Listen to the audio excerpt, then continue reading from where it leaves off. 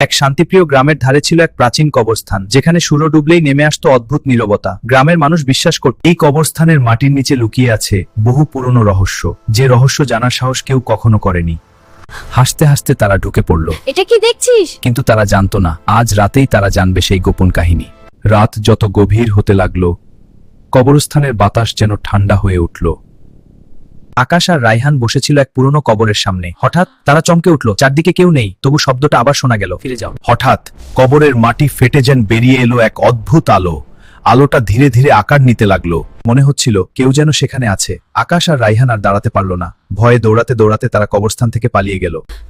পরদিন গ্রামের এক বৃদ্ধ বললেন, ওটা ভূতের জায়গা নয়, ওটা আমাদের জন্য সতর্কবার্তা। মানুষ যেন ভুলে না যায়, মৃত্যুর পরও আছে হিসাব, আছে আযাব। সেই দিন থেকে কেউ আর কখনো সাহস করে সেই কবরস্থানে যায়নি।